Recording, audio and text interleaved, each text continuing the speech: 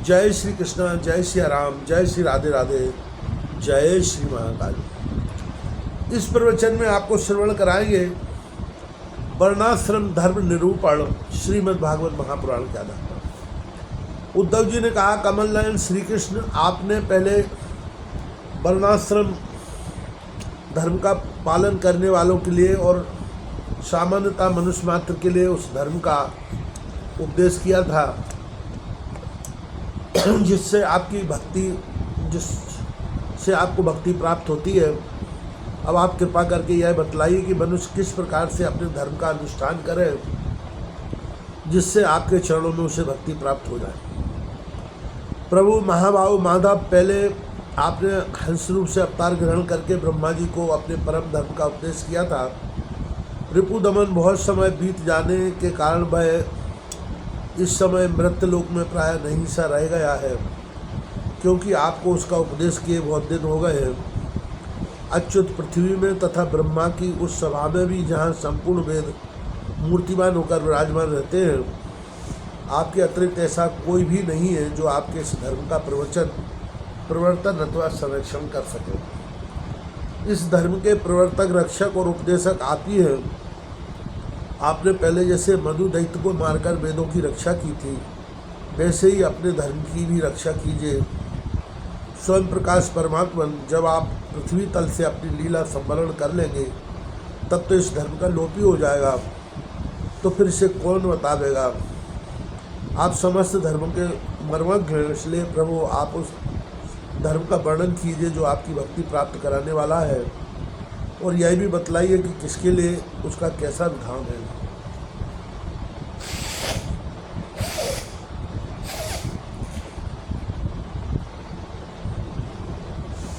सुखदेव जी कहते हैं, परीक्षित, जब इस प्रकार भक्त शिरोमणि उद्धव जी ने प्रश्न किया तब भगवान श्री कृष्ण ने अत्यंत प्रसन्न होकर प्राणियों के कल्याण के लिए उन्हें सनातन धर्मों का उपदेश किया।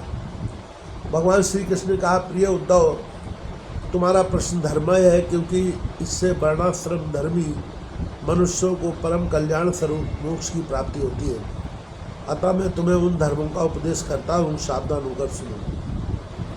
जिस समय इस कल्प का प्रारंभ हुआ था और पहला सत्ययुग चल रहा था, उस समय सभी मनुष्यों का हंस नामक एक ही वर्ण था। उस युग में सब लोग जन्म से ही कृतकृत होते थे, इसलिए उसका नाम एक कृतयुग भी है। उस समय केवल प्रणव ही वेद था और तपस्या, शौच, दया और शत्रु 4 चरणों से युक्त मैं ही सब रूपधारी धर्म था। उस समय के निष्पाप एवं परम तपस्वी भक्तजन मुझ हंस स्वरूप शुद्ध परमात्मा की उपासना करते थे। परम भाग्यवान उद्धव, सतयुग के बाद त्रेता का आरंभ होने पर मेरे हृदय से श्वास प्रश्वास के द्वारा ऋग्वेद, सामवेद और यजुर्वेद रूप त्रैविद्या प्रकट हुई, और इस त्रैविद्या से होता, अर्धवर्यु और उद्गाता के कर्म रूप 3 वेदों वाले यज्ञ के रूप में प्रकट हुआ। विराट पुरुष के मुख से ब्राह्मण, भुजा से क्षत्रिय, जंघा से वैश्य और चरणों से शूद्रों की उत्पत्ति हुई। उनकी पहचान उनके स्वभावानुसार और आचरण से होती है। उद्धव जी, विराट पुरुष भी मैं ही हूँ, इसलिए मेरे ही उरु स्थल से गृहस्थाश्रम, हृदय से ब्रह्मचर्याश्रम, वक्ष स्थल से मानप्रस्थाश्रम और मस्तक से संन्यास आश्रम की उत्पत्ति हुई है। इन वर्ण और आश्रमों के पुरुषों के स्वभाव भी इनके जन्म स्थानों के अनुसार उत्तम, मध्यम और अधम हो गए। अर्थात उत्तम स्थानों से उत्पन्न होने वाले वर्ण और आश्रमों के स्वभाव उत्तम और अधम स्थानों से उत्पन्न होने वालों के अधम हुए। समदम, तपस्या, पवित्रता, संतोष, क्षमाशीलता, सीधापन, मेरी भक्ति, दया और सत्य, ये ब्राह्मण वर्ण के स्वभाव है। तेज, बल, धैर्य, वीरता, सहनशीलता, उदारता, उद्योगशीलता, स्थिरता, ब्राह्मण भक्ति और ऐश्वर्य, ये क्षत्रिय वर्ण के स्वभाव है। आस्तिकता, दानशीलता, दम्भहीनता, ब्राह्मणों की सेवा करना और धन संचय से संतुष्ट न होना ये वैश्य वर्ण के स्वभाव है। ब्राह्मण, गौ और देवताओं की निष्कपट भाव से सेवा करना और उसी से जो कुछ मिल जाए उसमें संतुष्ट रहना ये शुद्ध वर्ण के स्वभाव है।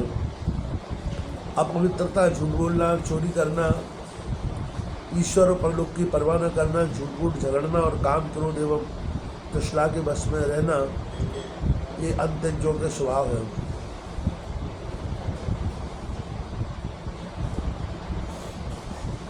उद्धव जी, चारों वर्णों और चारों आश्रमों के लिए साधारण धर्म यह है कि मन, वाणी और शरीर से किसी की हिंसा न करें, सत्य पर दृढ़ रहें, चोरी न करें, काम, क्रोध, लोभ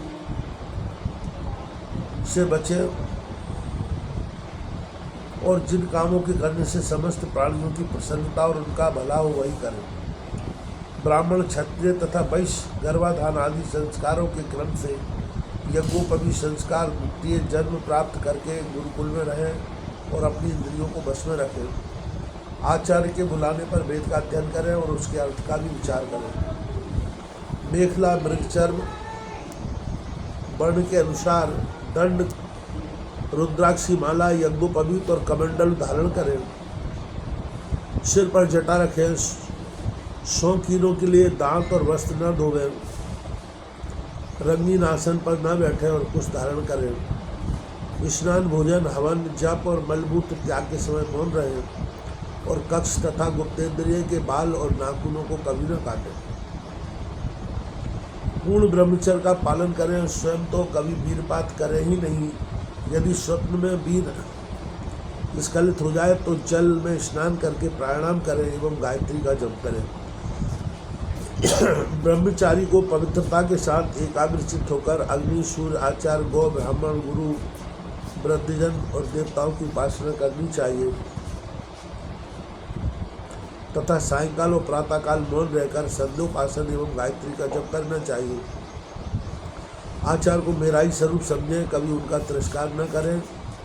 उन्हें साधारण मनुष्य समझकर दोष दृष्टि न करें, क्योंकि गुरु सर्वदेवमय होता है। सायंकाल और प्रातःकाल दोनों समय जो कुछ भिक्षा में मिले वह लाकर गुरुदेव के आगे रख दें। केवल भोजन ही नहीं, जो कुछ हो सब तदनंतर उनकी आज्ञा अनुसार बड़े संयम से भिक्षा आदि का यथोचित उपयोग करें।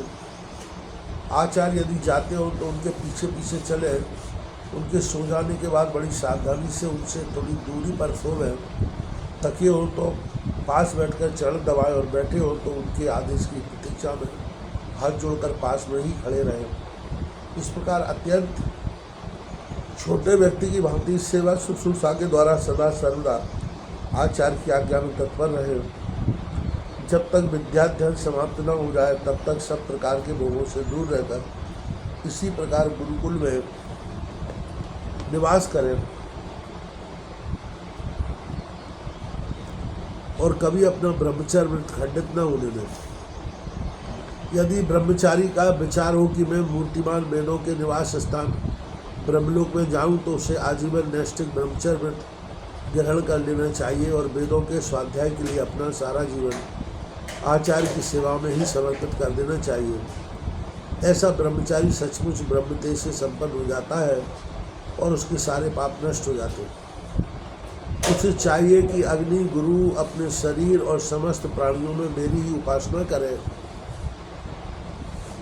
और यह भाव रखे कि मेरे तथा सबके हृदय में एक ही परमात्मा विराजमान है। ब्रह्मचारी वानप्रस्थ सन्यासियों को चाहिए कि स्त्रियों को देखना, स्पर्श करना, उनसे बातचीत या हंसी मस्करी आदि करना दूर से ही त्याग दें। मैथुन करते हुए प्राणियों पर तो दृष्टिपात तक न करें।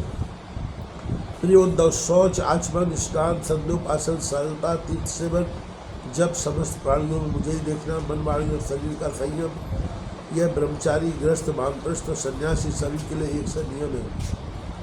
अस्पृश्यों को न छूना, अवक्ष वस्तुओं को न खाना और जिनसे बोलना नहीं चाहिए उनसे न बोलना, ये नियम भी सबके लिए है। नैष्ठिक ब्रह्मचारी ब्राह्मण नियमों का पालन करने से ही अग्नि के समान तेजस्वी हो जाता है। तीव्र तपस्या के कारण उसके कर्म संस्कार भस्म हो जाते हैं, अंतःकरण शुद्ध हो जाता है और वह मेरा भक्त होकर मुझे प्राप्त कर लेता है।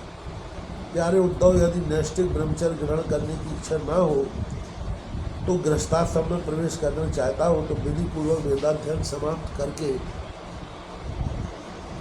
आचार्य को दक्षिणा देकर और उनकी अनुमति लेकर समावर्तन संस्कार करावे। स्नातक बनकर ब्रह्मचर्य आश्रम छोड़ दें। ब्रह्मचारी को चाहिए कि ब्रह्मचर्य आश्रम के बाद गृहस्थ अथवा वानप्रस्थ आश्रम में प्रवेश करें। यदि ब्राह्मण हो तो संन्यास भी ले सकता है, अथवा उसे चाहिए कि क्रमशः एक आश्रम से दूसरे आश्रम में प्रवेश करें। किंतु मेरा आज्ञाकारी भक्त बिना आश्रम के रहकर अथवा विपरीत क्रम से आश्रम परिवर्तन कर स्वेच्छाचार में न प्रवृत्त हो। प्रिय उद्धव, यदि ब्रह्मचर्याश्रम के बाद गृहस्थाश्रम स्वीकार करना हो तो ब्रह्मचारी को चाहिए कि अपने अनुरूप एवं शास्त्रोक्त लक्षणों से संपन्न कुलीन कन्या से विवाह करे। वह अवस्था में अपने से छोटी और अपने ही वंश वर्ण की होनी चाहिए। यदि कामवसन वर्ण की कन्या से और विवाह करना हो तो क्रमशः अपने से निम्न वर्ण की कन्या से विवाह कर सकता है। यज्ञ यागादि अध्ययन और दान करने का अधिकार ब्राह्मण, क्षत्रिय एवं वैश्यों को समान रूप से है, परंतु दान लेने, पढ़ाने और यज्ञ कराने का अधिकार केवल ब्राह्मण को ही है। ब्राह्मण को चाहिए कि इन तीनों वृत्तियों में प्रतिग्रह अर्थात दान लेने की वृत्ति को तपस्या, तेज और यश का नाश करने वाली समझकर पढ़ाने और यज्ञ कराने के द्वारा ही अपना जीवन निर्वाह करें। और यदि इन दोनों वृत्तियों में भी दोष दृष्टि हो, परावलंबन दीन आदि दोष दिखते हो, तो अन्न कटने के बाद खेतों में पड़े हुए दाने बीन कर ही अपनी जीवन का निर्वाह कर ले। उद्धव, ब्राह्मण का शरीर अत्यंत दुर्लभ है। यह इसलिए नहीं है कि इसके द्वारा तुच्छ विषय भोगे जाए, यह तो जीवन पर्यंत कष्ट भोगने, तपस्या करने और अंत में अत्यंत आनंद स्वरूप मोक्ष की प्राप्ति कराने के लिए है। जो ब्राह्मण घर में रहकर अपने महान धर्म का निष्काम भाव से पालन करता है और खेतों में तथा बाजारों में गिरे पड़े दाने चुनकर संतोषपूर्वक अपने जीवन का निर्वाह करता है, साथ ही अपना शरीर, प्राण, अंतःकरण और आत्मा मुझे समर्पित कर देता है और कहीं भी अत्यंत आसक्ति नहीं करता, वह बिना संन्यास ले ही परम शांति स्वरूप परम पद प्राप्त कर लेता है। जो लोग विपत्ति में पड़े हुए कष्ट पा रहे हैं, मेरे भक्त ब्राह्मण को विपत्ति से बचा लेते हैं। उन्हें मैं शीघ्र ही समस्त आपत्तियों से उसी प्रकार बचा लेता हूँ जैसे समुद्र में डूबते हुए प्राणी को नौका बचा लेती है। राजा पिता के समान सारी प्रजा का कष्ट से उद्धार करे, उन्हें बचावे जैसे गजराज दूसरे गजों की रक्षा करता है, और धीर होकर स्वयं अपने आप से अपना उद्धार करे। जो राजा इस प्रकार प्रजा की रक्षा करता है, वह सारे पापों से मुक्त होकर अंत समय में सूर्य के समान तेजस्वी विमान पर चढ़कर स्वर्गलोक में जाता है और इंद्र के साथ सुख भोगता है। यदि ब्राह्मण अध्यापन अथवा यज्ञ यागादि से अपनी आजीविका न चला सके तो वैश्यवृत्ति का आश्रय ले ले और जब तक विपत्ति दूर न हो जाए तब तक करे। यदि बहुत बड़ी आपत्ति का सामना करना पड़े तो तलवार उठाकर क्षत्रियों की वृत्ति से भी अपना काम चला ले, परंतु किसी भी अवस्था में नीचों की सेवा, जिसे स्वान वृत्ति कहते हैं, न कर। इसी प्रकार यदि क्षत्रिय भी प्रजापालन आदि के द्वारा अपने जीवन का निर्वाह न कर सके तो वैश्य वृत्ति व्यापार आदि कर ले। बहुत बड़ी आपत्ति हो तो शिकार के द्वारा अथवा विद्यार्थियों को पढ़ाकर अपनी आपत्ति के दिन काट ले, परंतु नीचों की सेवा, स्वान वृत्ति का आश्रय कभी न ले। वैश्वी आपत्ति के समय शूद्रों की वृत्ति सेवा से अपना जीवन निर्वाह कर ले और शुद्ध चटाई बुनने आदि कारू वृत्ति का आश्रय ले ले, परंतु उद्धव ये सारी बातें आपत्ति काल के लिए ही हैं। आपत्ति का समय बीत जाने पर निम्न वर्णों की वृद्धि से जीवोपार्जन करने का लोभ न करें। गृहस्थ पुरुष को चाहिए कि वेदाध्ययन रूप ब्रह्मयज्ञ, तर्पण रूप प्रत्ययज्ञ, हवन रूप देवयज्ञ, काकबली आदि भूतयज्ञ और अन्नदान रूप अतिथि यज्ञ आदि के द्वारा मेरे स्वरूपभूत ऋषि, देवता, पितर, मनुष्य एवं अन्य समस्त प्राणियों की यथाशक्ति प्रतिदिन पूजा करता रहे। ग्रस्त पुरुष अनायास प्राप्त तथा शास्त्रोक्त रीति से उपार्जित अपने शुद्ध धन से अपने व्रत आश्रित प्रजाजन को किसी प्रकार का कष्ट न पहुँचाते हुए न्याय और विधि के साथ ही यज्ञ करे। प्रिय उद्धव, गृहस्थ पुरुष कुटुंब में आसक्त न हो, बड़ा कुटुंब होने पर भी भजन में प्रमाद न करे। बुद्धिमान पुरुष को यह भी समझ लेनी चाहिए कि जैसे इस लोक की सभी वस्तुएं नाशवान हैं, वैसे ही स्वर्ग आदि परलोक के भोग भी नाशवान ही हैं। यह जो स्त्री पुत्र भाई बंधु और गुरुजनों का मिलना जुलना है, यह वैसा ही जैसे किसी प्याऊ पर कुछ बटोही इकट्ठे हो गए हो, सबको अलग अलग राह से जाना है। जैसे स्वप्न नींद टूटने तक ही रहता है, वैसे इनसे मिलने जुलने वालों का समय ही बस शरीर के रहने तक ही रहता है। तब तो कौन किसको पूछता है। गृहस्थ को चाहिए कि इस प्रकार विचार करके घर गृहस्थी में फंसे नहीं, उसमें इस प्रकार अनासक्त भाव से रहे मानो कोई अतिथि निवास कर रहा हो। जो शरीर आदि में अहंकार और घर आदि में ममता नहीं करता, उसे घर गृहस्थी के फंदे बांध नहीं सकते। भक्तिमान पुरुष गृहस्थोचित शास्त्रोक्त कर्मों के द्वारा मेरी आराधना करता हुआ घर में ही रहे, अथवा यदि पुत्रवान हो तो वानप्रस्थ आश्रम में चला जाए या सन्याश्रम स्वीकार कर ले। प्रिय उद्धव, जो लोग इस प्रकार का गृहस्थ जीवन न बिताकर घर गृहस्थी में ही आसक्त हो जाते हैं, स्त्री पुत्र और धन की कामनाओं में फंसकर हाय हाय करते रहते हैं और मूर्ता बस स्त्री लंपट और कृपण होकर मेरे के फेर में पड़ जाते हैं, बंध जाते हैं। वे सोचते रहते हैं हाय हाय मेरे माँ बाप बूढ़े हो गए, पत्नी के बाल बच्चे अभी छोटे छोटे हैं, मेरे न रहने पर ये दीन अनाथ और दुखी हो जाएंगे, फिर इनका जीवन कैसे रहेगा। इस प्रकार घर गृहस्थी की वासना से जिसका चित्त विक्षिप्त हो रहा है, भाई मूढ़ बुद्धि पुरुष विषय भोगों से कभी तृप्त नहीं होता, उन्हीं में उलझकर अपना जीवन खो बैठता है और मरकर घोर तपोमय नरक में जाता है।